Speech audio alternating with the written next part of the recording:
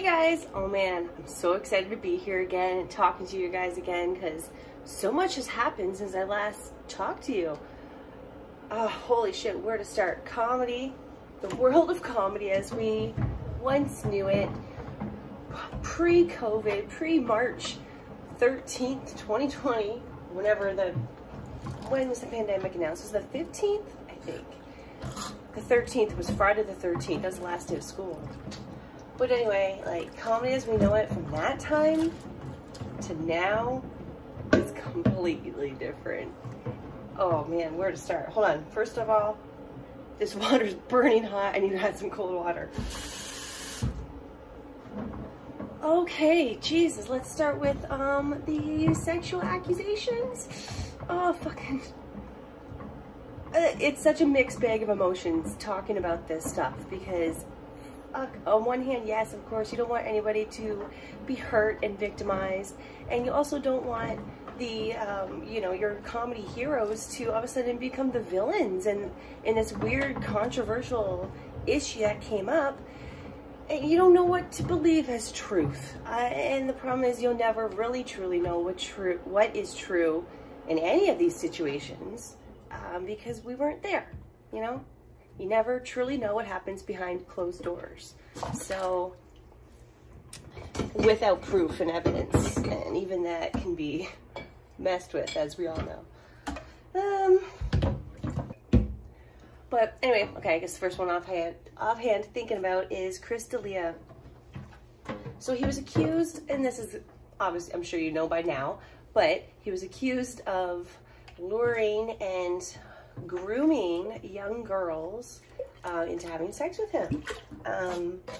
There was never actually any accurate accusations of it going any further than that, but then apparently like the emails and communication that came out where it alluded to that, all of that was doctored and messed with. Like all the evidence was tampered with and somebody cut out parts of conversations and, you know, omitted parts of it. So it takes it all out of context. And then, you know, when somebody cries wolf, it's really hard to believe you when there's an actual wolf there, you know? So fucking don't lie about that shit.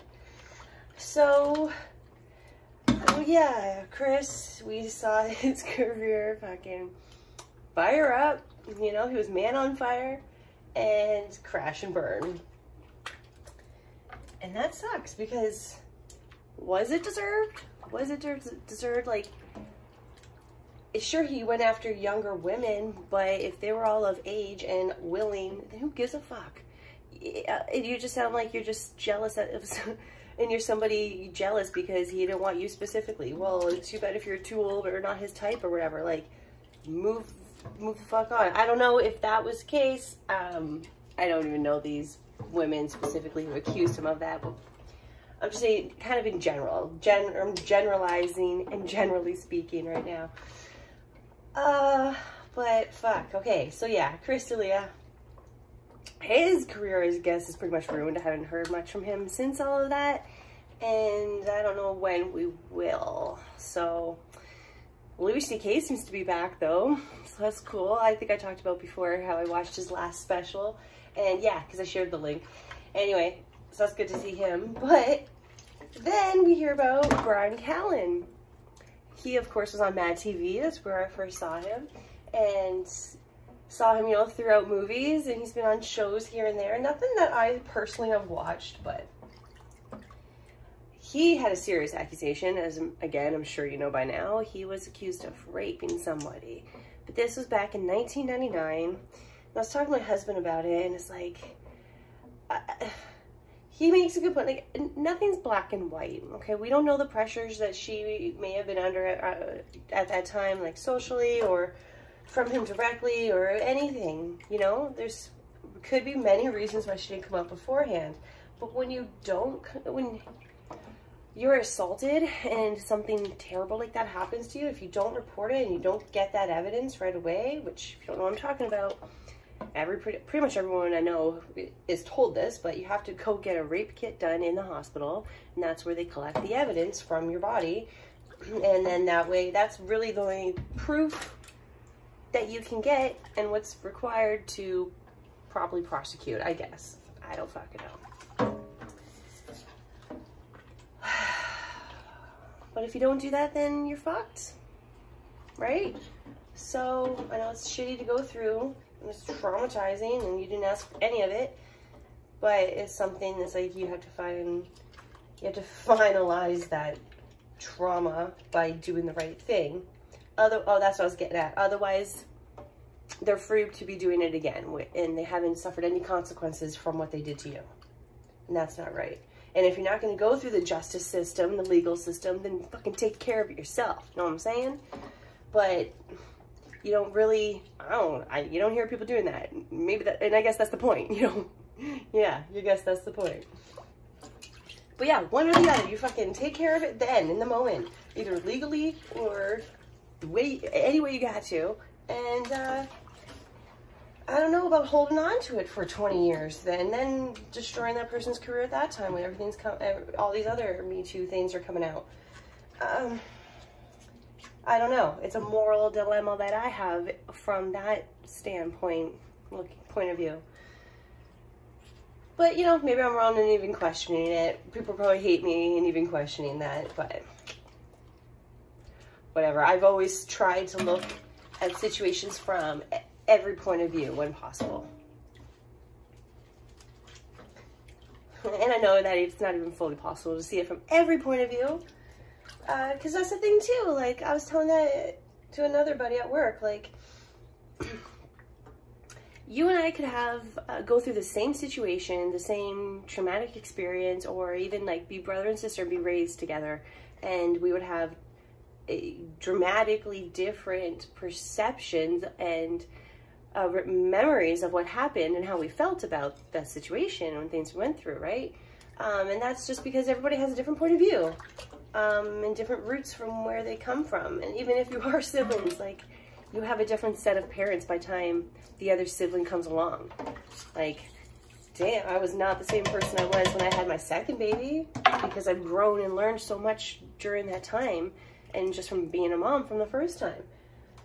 You know, so you're a different person. So you're going to raise your next one a little bit differently. And that's just what happens. Naturally happens. It's not intentional, usually. It wasn't for me. It just naturally happens, I think, for people. Oops.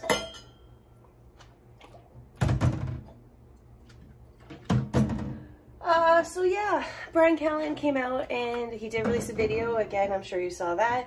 But he basically outright denied it, that those rape allegations were a lie and that they were false.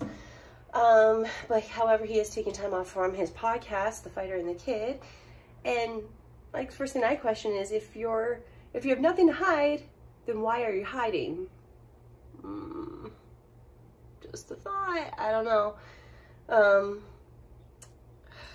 I love the guy, but like, I've read the stories of what happened, but again, those are people's stories, those are testimonies. I don't always fully believe people's stories.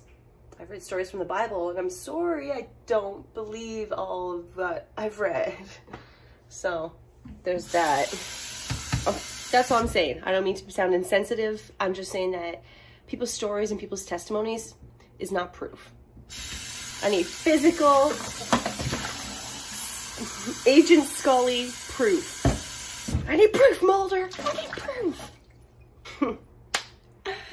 And last but not least, one of the latest big news things to happen in comedy. Okay, so all of that news that I just talked about. Oh, and fucking the whole pedophile rings of kids in the Wayfair dressers. Oh, that just fucking breaks my heart. Fucking burn all those fucking pedophiles. Please get that shit done. It destroys my brain and my soul to read about that shit. And I'm not gonna say that's all West Coast, but Hollywood's always been just a root of evil, eh? It's always been the glamorous dream, but then you realize, like, oh, that's what happened to Marilyn Monroe. So, anyway, all that shit I'm talking about was the West Coast. Taking it to the East Coast, the Legion of Skanks Not all three. It was Zach and Miko. He's not a skank. Well, he is a skank, but he's not on the actual podcast. But then Big J and Louis J. Gomez, I don't know why I said it. It sounded funny. Anyway, they were doing a comedy show. I can't remember exactly where the fuck it was. But Big J Oakerson was on stage and he's sitting on his stool. And I don't know, he's being offensive because that's fucking what they do. And the group of people were leaving and he's still doing his crowd work. And I don't know what was said, but this one dude got so pissed, he ran up to Jay, who was up on a stage and then sitting on a stool. The dude grabs him by the ankles and pulls him off stage. And this is like 4 to 5 foot stage off the ground. Like, it was a fucking big ass fall. But he fell towards on top of the guy, and then you just see Louis J. Gomez run from the back and jump on top of him. Well, you kind of see it, the footage I saw. Like, man, fucking people need to be better videographers. If you're gonna record something like that, record the whole fucking scene, would you? Like, you ended up putting it at the ground for a second, I can't really see. So, I know it's gonna, like, date my podcast now, because it takes so long for me to edit it and actually fucking get it out. But I can't wait to see them talk about it on their podcast, the Legion of Skanks podcast, and tell the story of what the fuck happened there from their perspective and get the full details.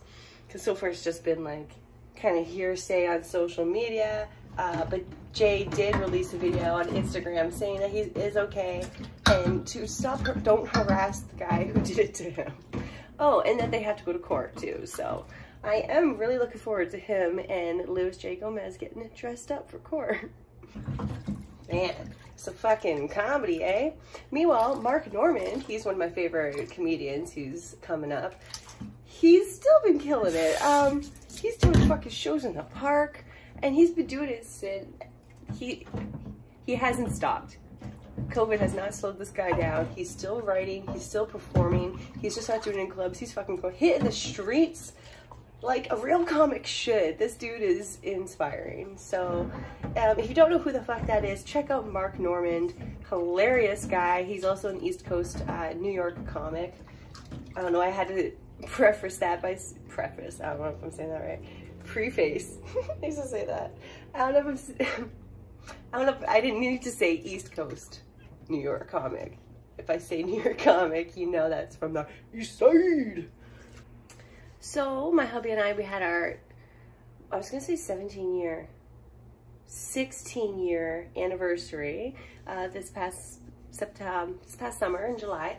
And instead of getting each other like big presents, we're not big for that kind of stuff, we went on a journey. We drove all the way up to the French River Trading Post and then over to, oh my God, I just went blank on the town. Killarney, which is a little town that's small. It's like a street long. Yeah, it's a little fishing town right in Georgian Bay, right on the Georgian Bay there. Yeah, so it was a beautiful summer day. We did it, we made it, a round trip. It was about 8 hours, and we went there for lunch, had some ice cream. It was nice. Yeah, you have to do those things, you know. I'd rather make memories than buy stuff that eventually is just gonna end up breaking and be tossed in the garbage. Just like everything else that's bought, you know? And that's one thing that I think is coming back now too. Hopefully, it's something I've always enjoyed myself anyway, is more handmade things. So if you're gonna get somebody a gift, I'd rather make it than buy it. And I'd rather be given something that's made than buy it. Like, even if it's like homemade bread or cookies, oh my God, that'd be amazing. You know, or like if you know how to knit or sew or build something out of wood, you know, something creative. I love that shit. Remember making mix tapes or mix CDs? I never had the,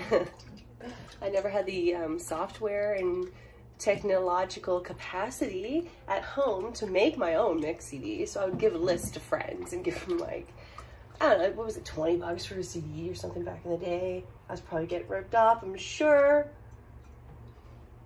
No, I think maybe 10 bucks. Because it was burned, it wasn't the real CD.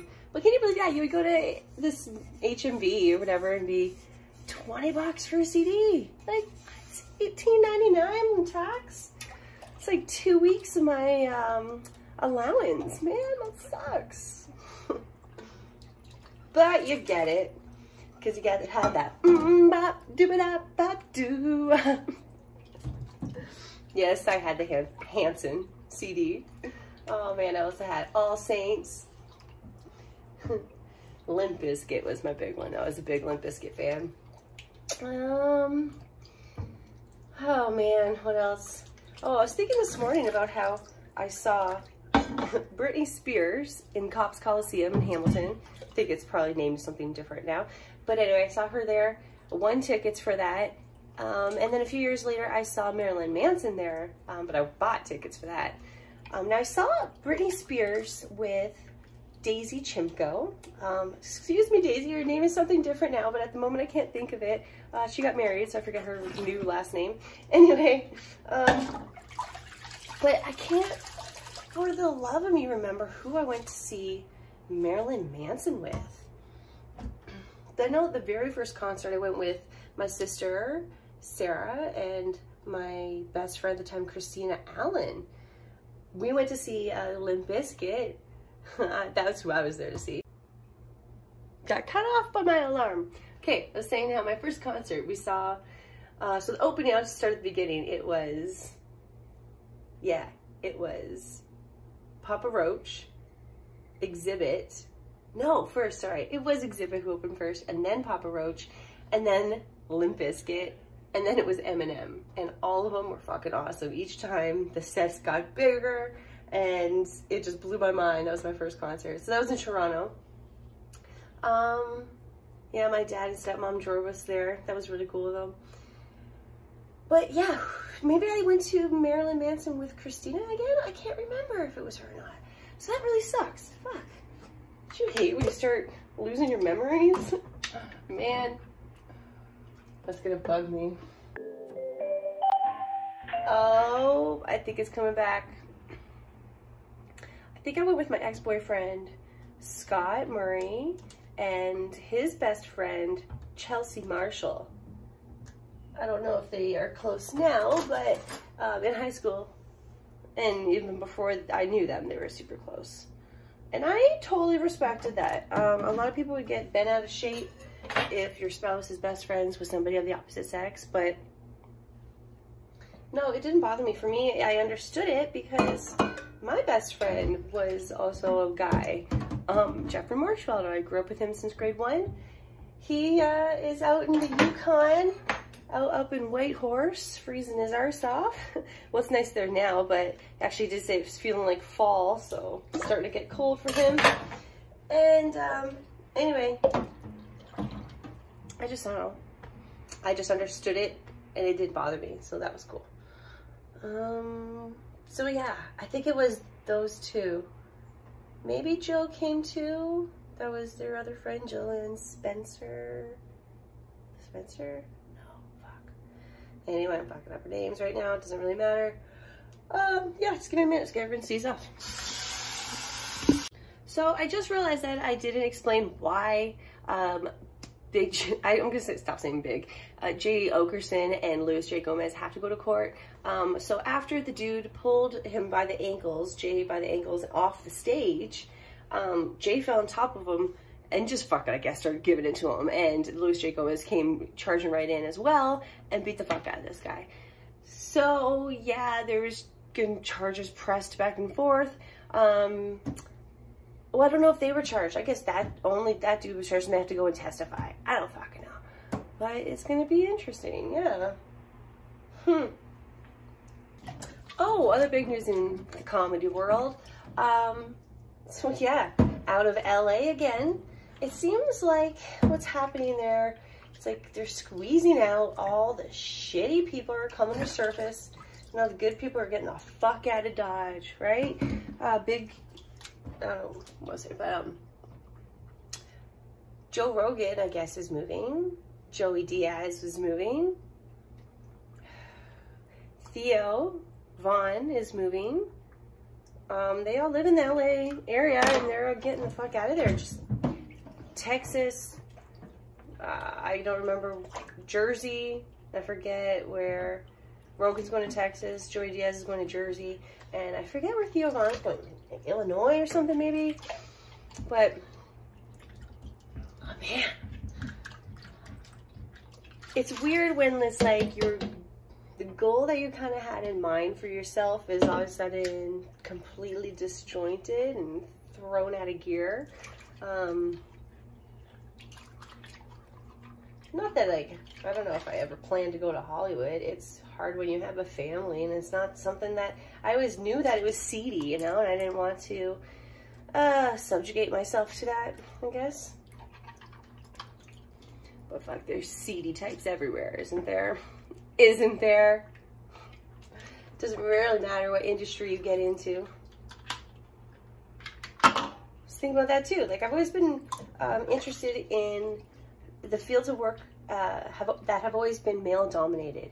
And that's not on purpose, it just kind of happened that way. Like, first, right out of college, I was in the music industry, men, journalism and print, in the newspapers was all men, pretty much. And there are quite a few women, but it's still like the head bosses are pretty much all dudes. We're calling the shots and shit. So, yeah, I learned the hard way about that kind of thing. The only one I worked in that wasn't like heavy male dominated was dietary aid in a retirement home. I think there was like 2, maybe 3 guys that worked with us. The rest were all ladies.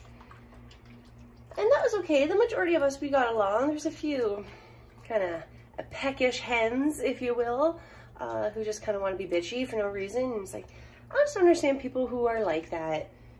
Like, you smile, you say hi to them, and they look at you like you fucking just pissed in their cornflakes. Like, okay, guess I'll go fuck myself. Thank you. Yeah. So some women are like that, some dudes are like that too, but I find more women can be like that. But some women are fucking awesome, so I cherish those when I meet those good women, ladies. You know, if I've ever called you my friend, even if we're not in touch now, know that you are still in my heart, and your strength of what I've known you at that time has inspired me to be as strong as I am now. There. That sounds nice. Oh, and I fucking shot this in and scored. What? O-ring. I ran my car in, hit and run. Yes, and now, so I'm in the car industry, which I was before for a time in discount cars, and that was cool. I got to drive lots of different vehicles, everything from like 20-foot cube truck to a small dinky little smart car on the highways, on the 407, stupid highway that you pay to drive on. And then, ooh, the nicest car, I was thinking about that too, it was a Saturn Sky. It was so nice. It had been 2010-ish, maybe a bit earlier than that. Yeah. But now, working at Napa, I get to, I'm learning how to do some of my own shit. So it's exciting, it's finally happening, yay! My boss helped me do an oil change the other day, so it's awesome. Now I know how to do it, and I'm gonna show my son, my oldest, Logan. He's 7. He wants to learn how to do stuff like that too. As soon as I rolled under my car to see if I would fit, I'm like, oh yeah, I can work under here, it's fine. But ramps do fucking help. So anyway, he was right beside me. He's like, I want to learn this stuff too. I'm like, okay, I'm gonna teach you everything I learn as I learn it. So next time I do one, he's crawling under there with me. For anyone wondering, like, why would you bother even doing that? Just pay the 40 or 50 bucks or whatever it is to go get your oil change done, right? It's like, well, that's not the point. Like, for one, it's in my own hands. I want to have those skills. It's not just the oil change. I want to do other things too with it. And also, you don't always trust them. Like, there's so many garages that will scam you and take advantage of you, and they'll look at you and judge you. And me being, you know, 5'2" woman, they'll think like, oh, she doesn't know anything about this shit. I can scam the fuck out of her. So I don't know if that's actually happened completely. There was one time in Sarnia, there was this one garage. I won't list which one, but when I lived there, I went for, I can't remember what it was. Can't remember what I started there, going there for, but I ended up buying fucking struts for my car, and I found out I didn't need them. And this was like 10 years ago, so I don't remember the specifics. Sorry, I'm not as good of a storyteller as Uncle Joey Diaz is. He can remember details about stories that just blows you off your ass. And you know what? Fuck, you may be even making those details up to smooth out the story and make it sound believable as to what it was, but for me, I'm just trying to grasp those memories. I don't fucking know. Just remember coming out with a bill way higher than I expected. I think it might have even been I was looking for new tires or something like that for the winter. I wanted, yeah, like decently, softly new used tires, you know? And they ended up telling me that I needed new struts. I'm like, fuck, man. And I didn't know better at that time. So if I can look at my own shit and actually judge that, then that's way better. And plus, watching shit like The Walking Dead, you want to have some sort of practical skill, a trade skill. Those are fucking handy. And it's very, what's the word I'm looking for? Under-promoted in schools. Like I remember in grade 7 and 8, more so grade 8, when you have to start thinking about if you're going to take college courses or university courses. And they said, it's like, it all depends on what you want to do after the fact. If you're going to like be a professor or a doctor or a therapist or something, you should be taking the university courses because you're going to be going to university after. This is all fucking boring to even say. I don't know why I'm saying all this shit. But anyway, I'm just saying there's a lot of pressure to put on a kid at that age. And they don't promote the fact that's about trade schools. That was what I was getting at. Yeah, they're just way more practical, I think, than going to university for a philosophy degree. Lord, what are you going to do with that? Sure, it's interesting, but that's just really, you just want to be a student your whole life. Just say that. Be honest. Be a student your whole life. And I guess really that's becoming a teacher. Become a teacher your whole life too. Keep learning and teach what you learn as you learn it. Yeah. And that's what I'm doing as a mom. So yeah, it's not a career, but it's just the way I'm living my life now.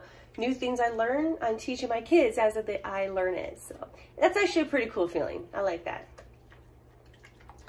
Yeah, being a parent definitely has its rewards. The other day, me and my he just turned 3, my now 3-year-old, we were coloring, and I'm like, can I draw a heart on your page? Should I draw one in the center?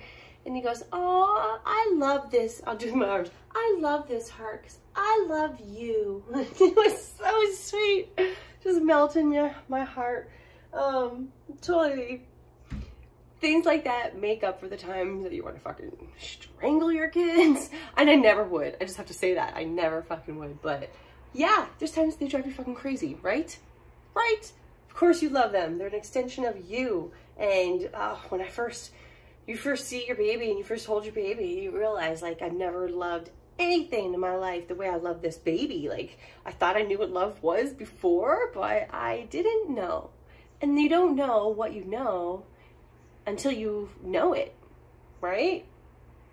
It's one of those fucked up paradoxes. I don't know if that's a real definition of a paradox. I don't think so. Okay, well, I was gone for a minute there. Both kids are up, so I'm gonna wrap this up, focus on them for the day. I think I'm gonna make some soup. What else I gotta do? Oh, laundry, finish cleaning up, hang out with my kids, some mom stuff, you know. Hell, I may even bake today. So, hope you guys have a great day. Man, comedy. How's it going now, eh? Be good to each other. Deuces.